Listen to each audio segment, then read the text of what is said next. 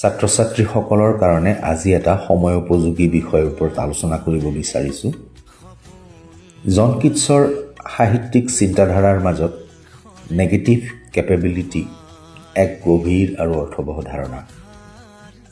এই ধাৰণাৰ মূল অৰ্থ হৈছে এজন মানুহে অনিশ্চয়তা, সন্দেহ আৰু জটিলতাৰ মাজতো অস্থিৰ নোহোৱাকৈ ধৈৰ্য্যৰে মানসিক শান্তিৰে থকাত সক্ষম হ'ব পাৰে।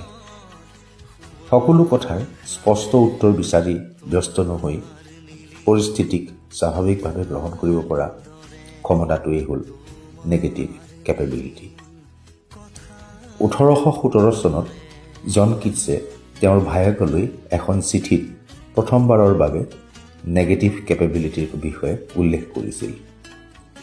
জন কিটছে কৈছিল যে এজন মহান ব্যক্তি সেইজনেই যিয়ে জীৱনৰ অস্পষ্টতা আৰু ৰহস্যবোৰক সহ্য কৰিব পাৰে, সহনশীল হ'ব পাৰে আৰু তাৰ মাজতেই জীৱনৰ সৌন্দৰ্য বিচাৰি ল'ব পাৰে। তেওঁ বিশ্বাস কৰিছিল যে সকলো কথা যুক্তি আৰু বিশ্লেষণৰ জৰিয়তে বুজিবলৈ চেষ্টা কৰাতকৈ কেতিয়াবা সেইবোৰ অনুভৱ কৰাটো অধিক গুৰুত্বপূৰ্ণ।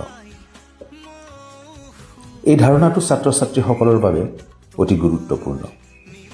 শিক্ষা জীৱনত বহু সময়ত এনে অৱস্থা আহে য'ত কোনো এটা বিষয় বুজি পোৱা নাযায়, ফলাফল আশা অনুসৰি পোৱা নাযায়, অথবা জীৱনৰ বাটত আগবাঢ়ি যোৱাৰ যিবোৰ পথ, সেই পথবোৰ ধূসৰ হৈ পৰে।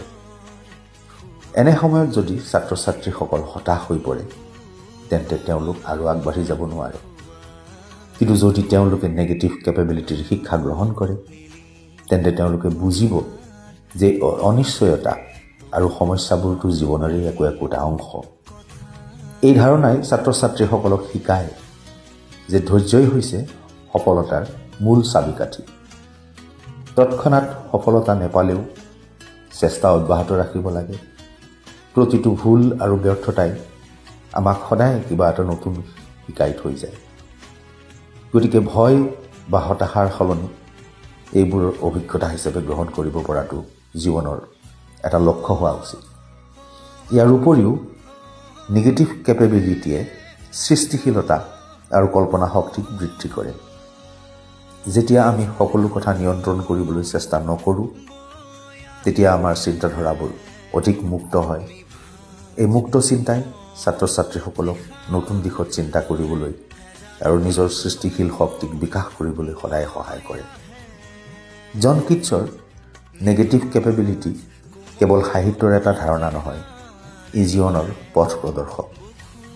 ই আমাক শিকায় যে জীৱনত অনিশ্চয়তাও থাকিব, সমস্যাও আহিব, কিন্তু সেইবোৰৰ মাজত স্থিৰ, ধৈৰ্যশীল আৰু আত্মবিশ্বাসী হৈ থাকিব পাৰিব লাগিব।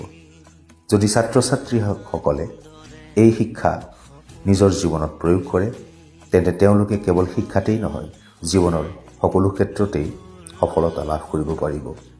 কাৰণ জীৱনৰ প্ৰশ্নৰ উত্তৰ তৎক্ষণাত নাপালেও চলিব, কাৰণ অনিশ্চয়তাৰ মাজতেই সত্য আৰু সৌন্দৰ্য লুকাই থাকে, গোপনে, অতি গোপনে।